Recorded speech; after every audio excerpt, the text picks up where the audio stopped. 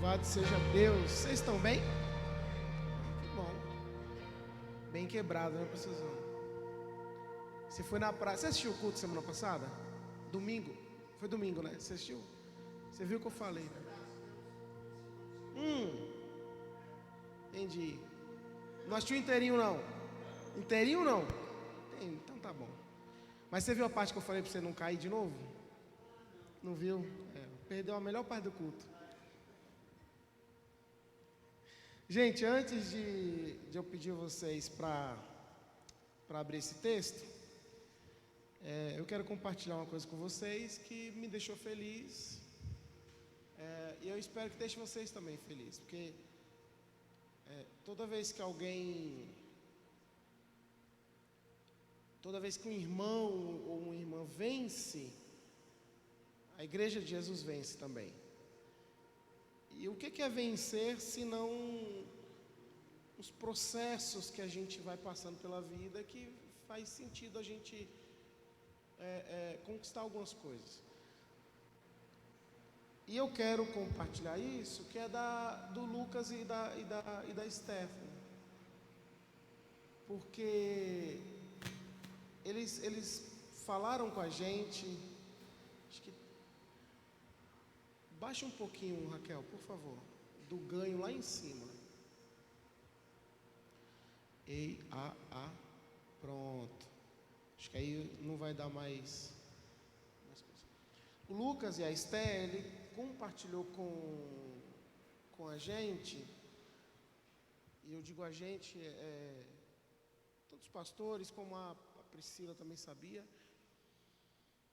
da luta deles. Vocês estão me ouvindo? Sim? Da luta deles em relação ao cigarro. E aí hoje ele veio me falar, tem quanto tempo mesmo? 2 semanas que eles não fumam nada. Gente, cigarro nunca fumei, mas há quem diz que é o pior vício para se deixar, né? Aí ele já me falou que está um caos dentro de casa, um estresse total. Tudo isso faz parte, meu irmão. Mas olha, eu quero deixar publicamente que eu fico muito feliz de ver vocês nesse processo. E é um processo, entendeu? É um processo como qualquer outro. Vai haver dias que vocês vão falhar, com certeza. Mas que seja uma falha, mas não uma sucessão de falhas, entende? Eu creio muito que as orações que o pastor tem feito aqui, e que as orações que ele tem feito individualmente para vocês, têm ajudado muito em relação a isso. E contem com a gente.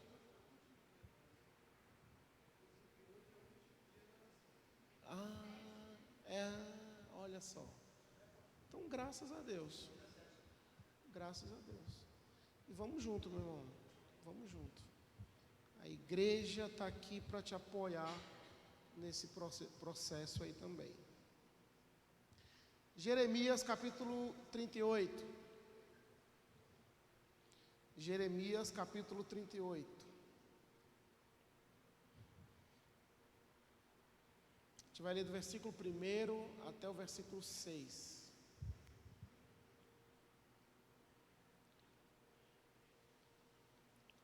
Jeremias capítulo 38, do versículo 1 até o versículo 6.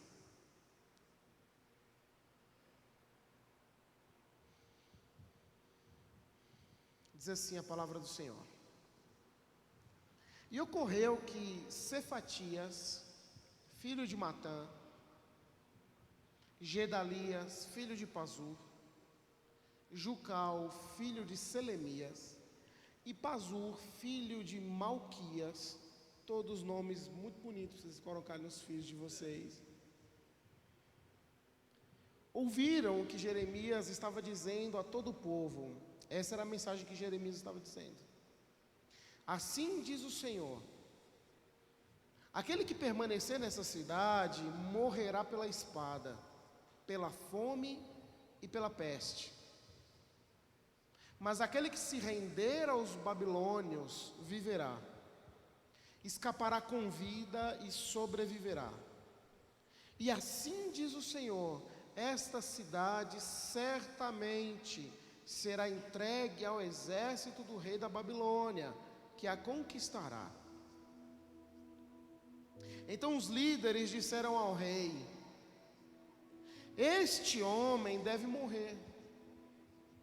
Ele está desencorajando os soldados que restaram nessa cidade, bem como todo o povo, com as coisas que ele está dizendo. Este homem não busca o bem deste povo, mas a sua ruína. O rei Zedequias respondeu: ele está em suas mãos, o rei não pode opor-se a vocês. Assim pegaram Jeremias e o jogaram na cisterna de Malquias, filho do rei, a qual ficava no pátio da guarda. Baixaram Jeremias por meio de cordas para dentro da cisterna. Não havia água na cisterna, mas somente lama. E Jeremias afundou na lama. Feche os teus olhos por um momento.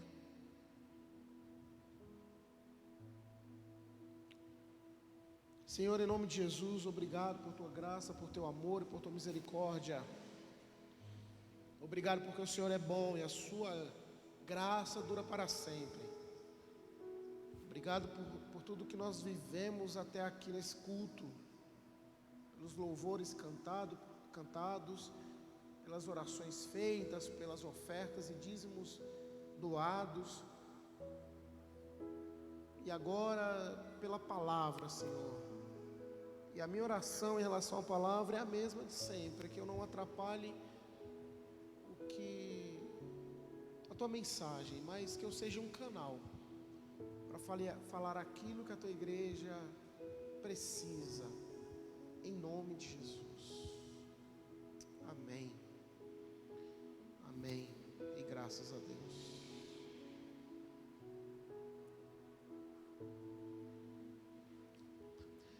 Gente, Jeremias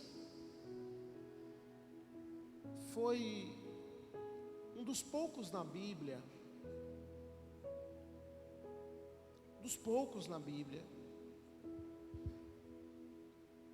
que tinha uma função dupla, que além de ser sacerdote, também era profeta. Nasceu numa cidade pequena chamada Anatote. Profetizou por 40 anos no reinado de alguns reis, dentre eles os mais famosos, Joaquim, Manassés, Zedequias.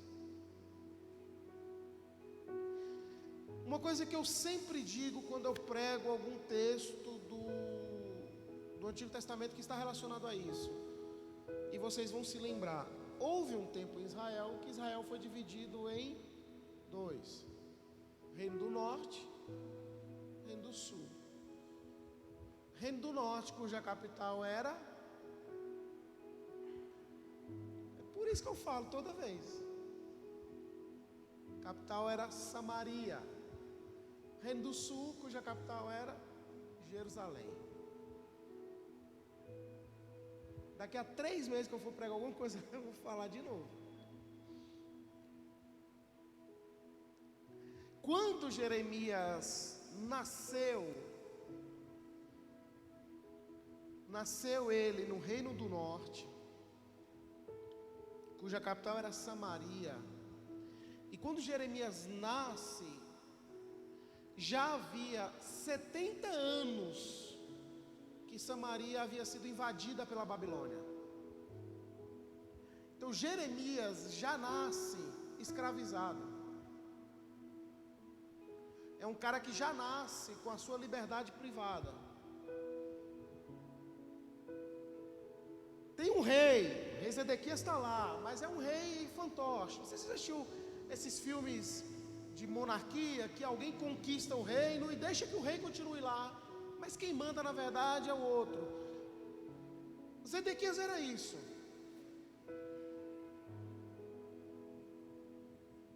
Agora eu queria voltar um pouquinho para a gente entender um pouco dessa vida de Jeremias. Ele tem um dos chamados, gente, mais bonitos da Bíblia Sagrada. O chamado de Jeremias é assim, algo absurdo de incrível. Olha o que diz aqui em Jeremias capítulo 1, versículo 5. Antes que te formasse no ventre, te conheci. E antes que saísse da madre, te santifiquei. As nações te dei por profeta. Jeremias não havia nem sido formado ainda no ventre e Deus já havia escolhido ele. Jeremias não havia nem saído do ventre da sua mãe e ele já era santificado e já era profeta para as nações.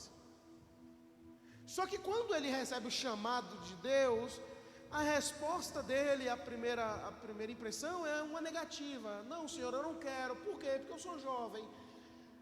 Sabe com quantos anos Deus fala com Jeremias e chama ele para ser profeta para as nações? 10 anos de idade.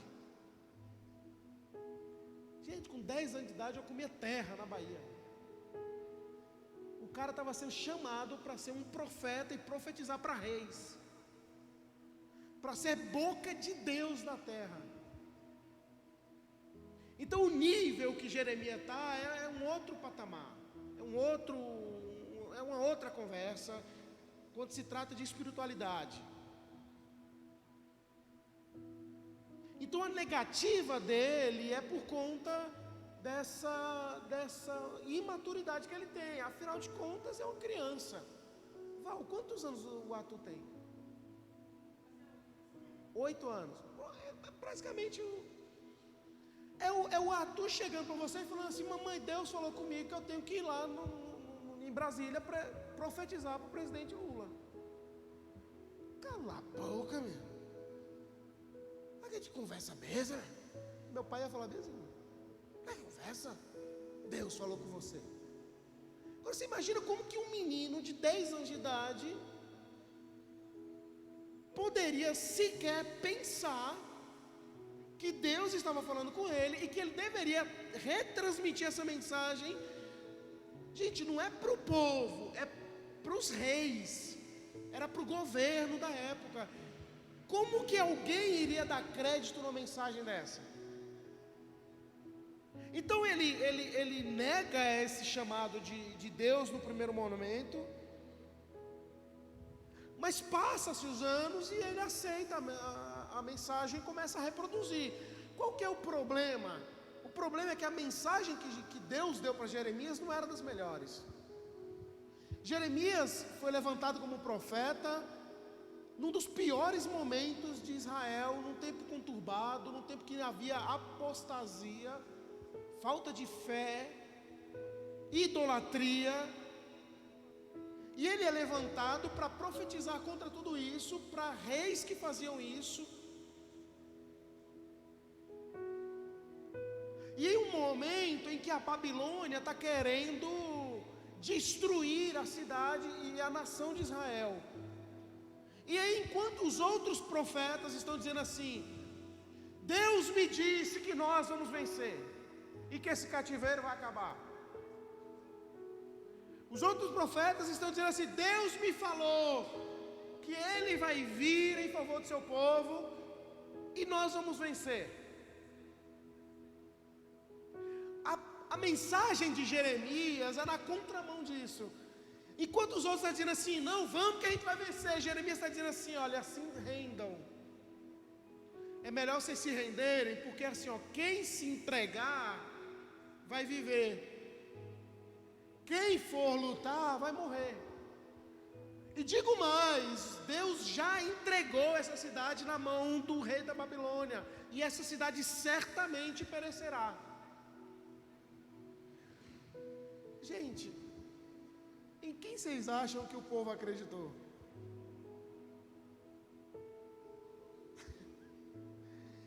Tem 1 milhão de profetas dizendo assim: Deus falou com a gente que nós vamos vencer. E tem um dizendo assim: não, Deus falou comigo que não. Que Deus falou comigo foi que a gente precisa se entregar.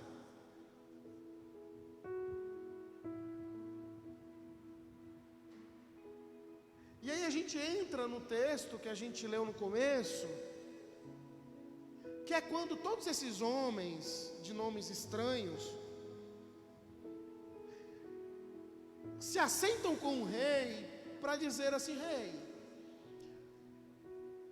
a gente está fazendo um discurso maravilhoso para tentar animar a galera para ir para a guerra e a gente tentar vencer, enquanto o cara está vindo aqui dizendo que a gente vai morrer todo mundo. Esse cara, ele precisa ser preso, porque não dá para ficar junto com ele. Ele está desanimando os poucos soldados que restam aqui na cidade. O rei, então, de fato, fala assim: olha, eu não posso fazer nada, façam o que vocês quiserem. Gente, o que eu aprendo com esse texto? Tentando fazer um link com aquilo que a gente está vivendo nesse começo de ano. E aí eu lendo o texto, relendo o texto, lendo um pouco do contexto da história, sabe o que eu percebo? É que todos esses homens aqui que jogaram Jeremias no poço não eram inimigos de Jeremias. Eles não eram o povo lá da Babilônia, lá da Síria. Não.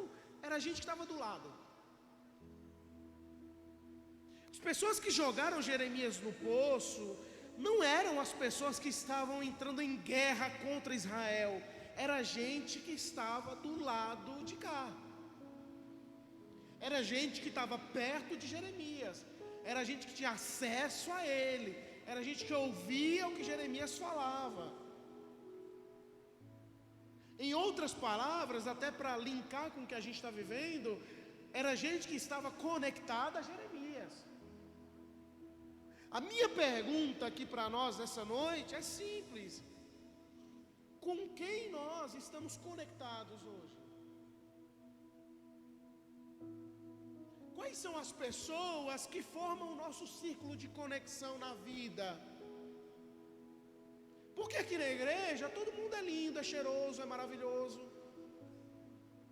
Mas passou da porta para fora, gente, é uma outra realidade de mundo e de vida. Quem são as pessoas que estão conectadas a nós? Eu já disse isso aqui algumas vezes, eu vou repetir de novo. Não é todo mundo que pode se sentar na sua mesa. Não é todo mundo que pode entrar na tua casa. Deixa eu te ensinar uma coisa assim, ó, que eu particularmente pratico. Na minha vida eu tenho 3 círculos. É o público, é o privado e é o íntimo. O público é aquilo que todo mundo sabe, é o que eu sou aqui na igreja, é o que às vezes você vê eu postando alguma coisa. É o público. É o pessoal que eu tenho contato com o trabalho, tudo isso é público. A minha vida privada são gente que vai na minha casa. É gente que entra na minha casa. É gente que tem acesso a coisas que o público não tem. Agora, na minha vida íntima, aí é muito menos, é 1 ou 2 no máximo. O problema da gente é que às vezes a gente inverte a ordem. Quem é para estar no público, a gente está conectando na vida íntima. Quem é para estar no público, a gente tem conectado na vida privada. Gente, público é redes sociais. Eu não vou postar tudo da minha... Eu sempre falei isso, eu tenho um negócio estranho com gente que posta stories chorando. Porque eu sempre imagino que a internet caiu e o Stories não subiu, tem que gravar de novo. Como que faz a mesma emoção?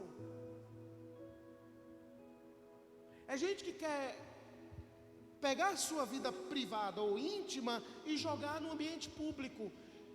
A gente precisa ter a sabedoria necessária para entender que tem gente que vai ficar somente no ambiente público, tem gente que vai entrar no ambiente privado, mas tem gente que vai entrar também no ambiente íntimo.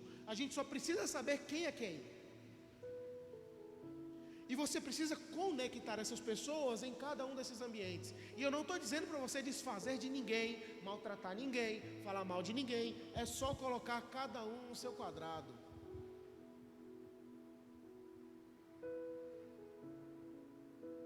Tem coisa que você vai falar para alguém que está no ambiente público. O que essa pessoa faz? Fala para mais gente que está no ambiente público. É coisa que você precisaria falar para quem está no ambiente íntimo.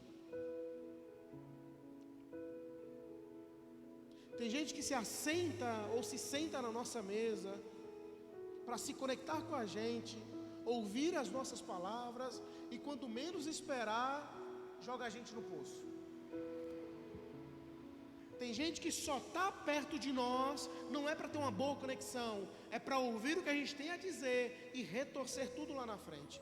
Deixa eu te dar uma boa notícia e eu quero que você acredite nisso em nome de Jesus. Nós não precisamos de conexões humanas. Deus já está conectado a nós. E quando Deus está conectado a nós, Ele nos conecta a pessoas que também estão conectadas a Ele. Ei, se nós estivermos conectados a Deus e em Deus, Deus vai conectar pessoas na nossa vida que também estão conectadas a Ele. Nessa época que Jeremias estava no poço, sabe quem eram as potências mundiais? Era Egito, era Babilônia, era Síria, eram todas essas nações. Mas olha o que diz no texto em Jeremias 38, versículo 7.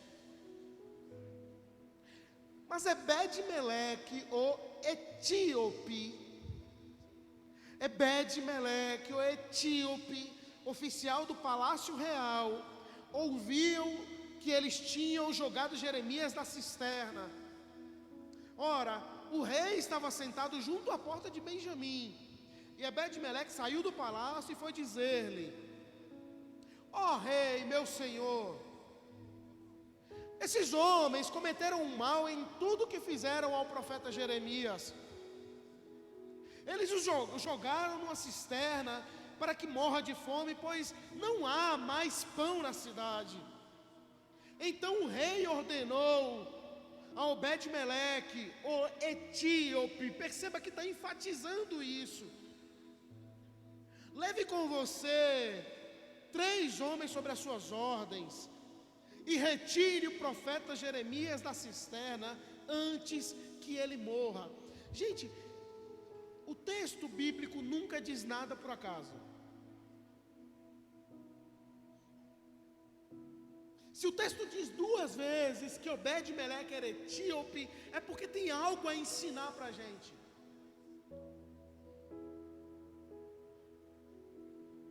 Deixa eu te dar um conselho para você levar para a tua vida aí, profissional, ministerial, enfim. Quer saber se você está indo no caminho certo? Quer saber se você está indo no caminho correto? É quando alguém tenta puxar teu tapete. Na empresa é sempre assim, ó. Você está dando o teu melhor, alguém vem querer te puxar o tapete.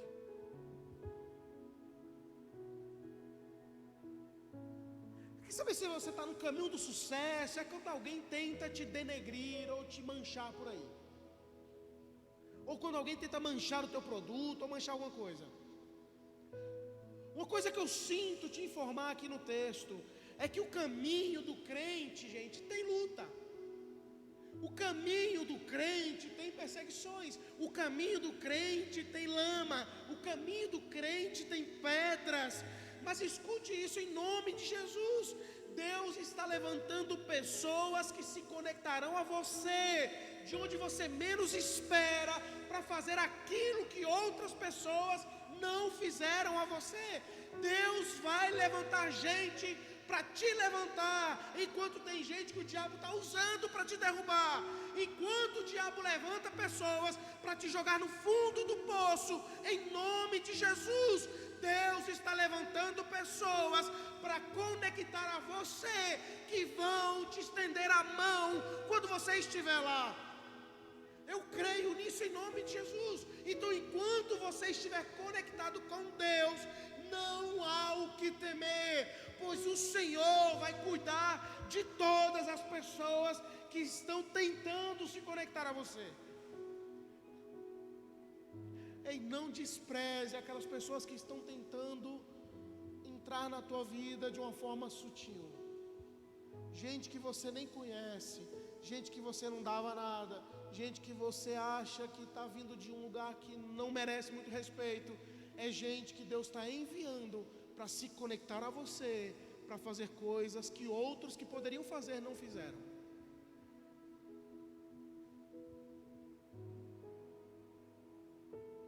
A minha oração aqui nessa noite é que a gente se mantenha conectado com o Senhor, porque Ele vai saber quem deve se conectar a nós. É como diz aquele ditado: quem vê cara não vê. A gente nunca sabe quem chega perto de nós, quais são as intenções, mas Deus sabe. Deus sabe. Se nós nos mantivermos conectados a Deus, Ele enviará pessoas que também estão conectadas a Ele. Sabe qual que é o ponto positivo de estar no fundo do poço? É porque só tem um lugar para olhar. Ponto positivo, será que a gente pode tirar algum ponto positivo de estar no fundo do poço? É que você não tem outro lugar para olhar, não sei para onde. Para onde? Se você está no fundo do poço, você olha para um lado, você tem lama. Você olha para o outro, você tem lama. Você olha para baixo, tem lama. Você tem que olhar para onde? Para cima. Ponto positivo da gente estar aqui é que a gente tem um lugar para olhar. E a minha oração é que essa conexão com Deus, ela não se perca em momento algum. Porque eu tenho certeza que Deus está trabalhando nos nossos círculos para conectar pessoas a nós que também estão conectadas a Ele. Amém? Fica de pé, por favor. Fique de pé. Fique de pé. Feche os seus olhos por um momento.